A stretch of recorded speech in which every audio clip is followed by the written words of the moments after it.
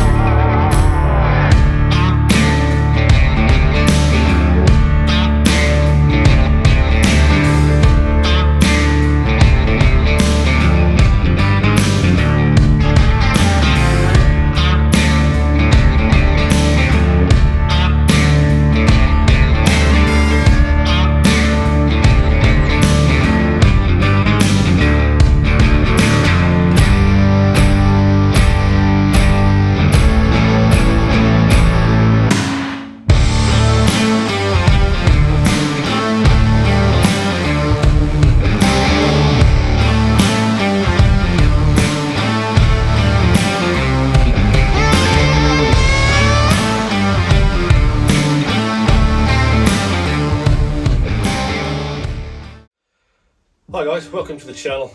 I'm Rick, and here I've probably got one of the last KTM 1290 Super Adventure Rs. As you know, or most people know, KTM are going through a bit of a situation at the moment. One of the last 1290 Super Adventure Rs around within my grasp. I do work for a dealership, so this one came up at an opportune time. And during the period of when I last did a video, that was when I did the KTM Adventure Rally in Portugal in October. I do miss the power. I do miss the comfort of having a larger kind of area that's weathering protection because of the larger tank. So for an everyday bike, if I had to be stuck with one, it proved to me the 1290 was more suitable for basically hauling ass across countries when you really want to haul ass, as my American friends would say.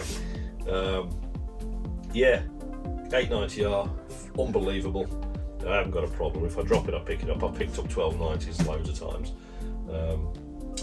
And also, I'm not a youngster. I've probably got several more years ahead where I can pick these things up. I'm not a big athlete, not a big bloke, so now's the time. Enjoy it while you can. You never know, in a few years' time I might be on a trike. That's a bit extreme, but I think you get the point. I put on the video the graphics kit. I put on here because it protects the OEM panels underneath. I mean, there's so many brambles and hedges that can scratch past when you go down a trail. You don't have to fall off, you just go past a brush past a hedge, and you've got scratches down the side. So at least having something like this will protect the paintwork.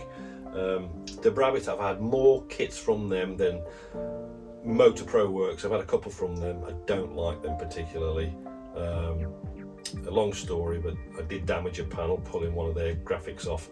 I think the adhesive was a bit strong, but it could be me, so I'm not blaming them. However, I put loads of these kits on.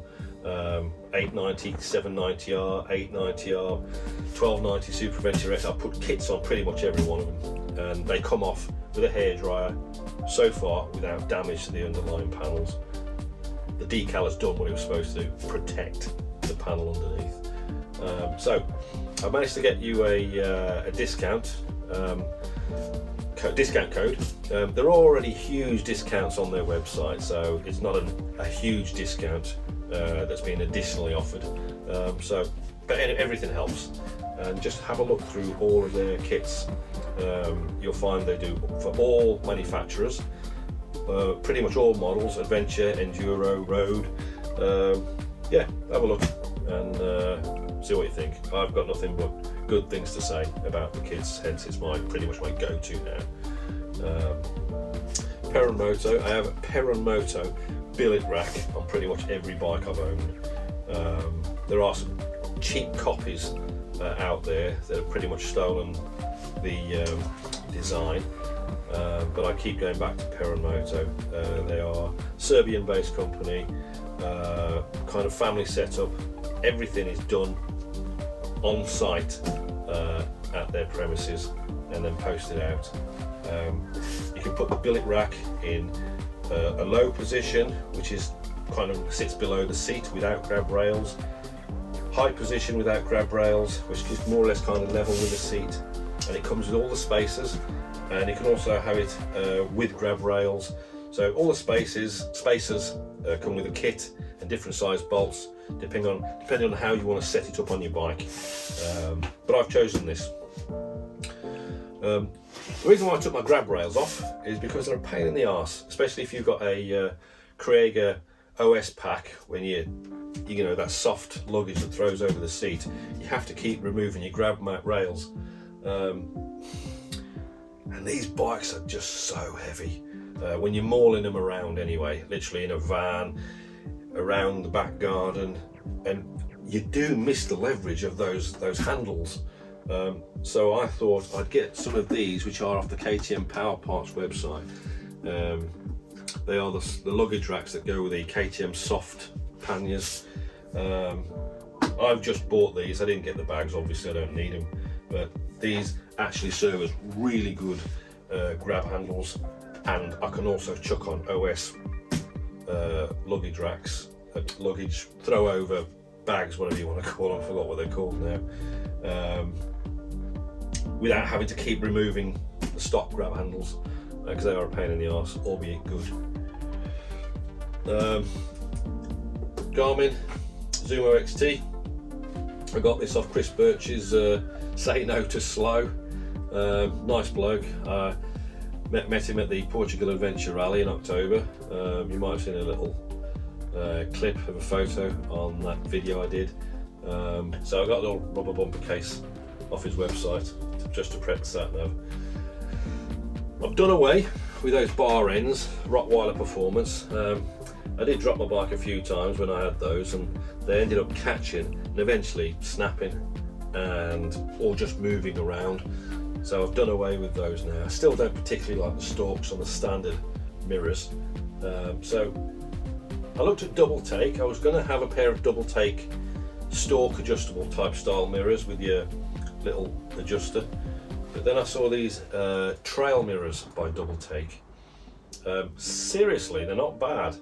You'll never be as good as full-on mirrors, but if you sit on the seat with your arms on the bars, these convexed mirrors and angled actually have plenty of visibility right under your arm, and about, quite a decent span of visibility under each arm.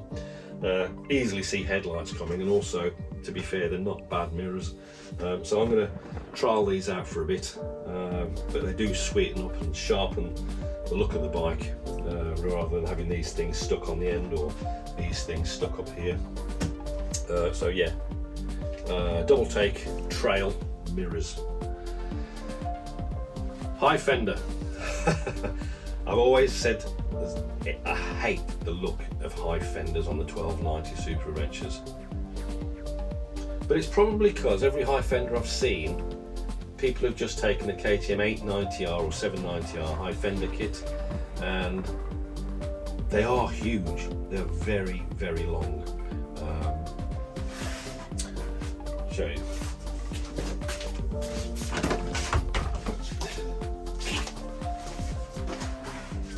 These just don't look right on the 1290R. Correct me if I'm wrong, if you thought the photo at the start of this video with the bike side on, did it look bad? Did it look terrible?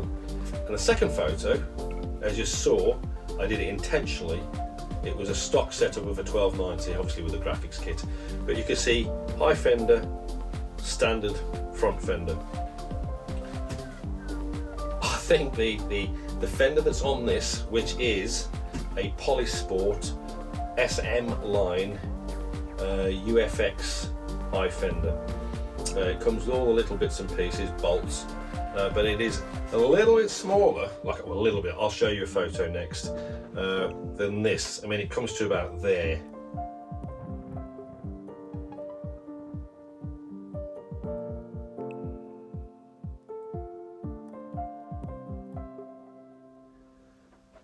And it just sharpens up the front a lot more. It's not small enough to become a beak, but it's not long enough to look like a, you know, a 1980s bicycle with a mud guard that goes all the way around the wheel. So it looks aggressive. It doesn't look like a BMW beak, and it's purposeful. And yeah, the fork guards though, they are the 790, 890R fork guards. They bolt straight on without any spacers or anything. It's a direct fit, so I do recommend if you want to go down that route. I work for probably the biggest bike importer in the UK, with pretty much every brand within its arm. I've seen the question batted around loads of times, why do you always have KTM, or isn't there anything else? Yeah, they're all bikes pretty much at this price category. There's not a bad bike. They're really good bikes. They're nice bikes. I just find them a bit bland. And I think that's a bit awkward to say. I mean, how can you say a 1250 GS is, or a 30, what are they called now? 30, yeah. I lose track. Hondas, Kawasaki, I won't even mention that word. I mean, it's not even the vocabulary of off-road bikes, and or adventure bikes. You can't really compare a Versys 1000 against the 1290 Super Adventure R. Let's just be real about it. So, yeah, I think KTM have got it. They've got to sort their rubbish out that's going on, and hopefully they will. And let's see what the rest of 2025 brings. But anyway, this is just a quick video. Factory rims, how can I forget? KTM factory rims. They're not tubeless, but they are the hard-ass version of all wheels that KTM make for motorbikes. For those that don't know, I've got the billet. Well, billet, the actual anodized is the word I'm after. Anodized centre hubs. They look the business. Obviously, it makes no difference when they're plastered in mud, but yeah, at least for the time being, they look lovely. And yeah, with a 150 rear, they can take a 140 rear, like in some enduro tyres, but probably destroy those within 3 hours. So I've got a set of Mitas Enduro XT plus Dakar on the rear, only because I want more mileage. And yeah, I've got experience with the Dakar tyre on my 890R. I did the KTM Adventure Rally on it, 3 days solid, across Portugal. I green laned in the UK for a few weeks beforehand, and I basically bombed it back 22 hours non-stop from Portugal to the UK, and I still had like 25% tread left. I mean, there is a compromise. You're not going to have as much grip as if you have a standard XT Plus. But you know, the Enduro, I seem to be alright with it. I'm not ham-fisted, so just got to go carefully in the wet. and a standard Mitas Enduro XT Plus on the front. Bit of a softer compound, but yeah, that's it. Any comments, questions, bang it in the place as you know below. I'll also put a list of the where you get all these bits and pieces from, and don't forget hit like or subscribe, and yeah,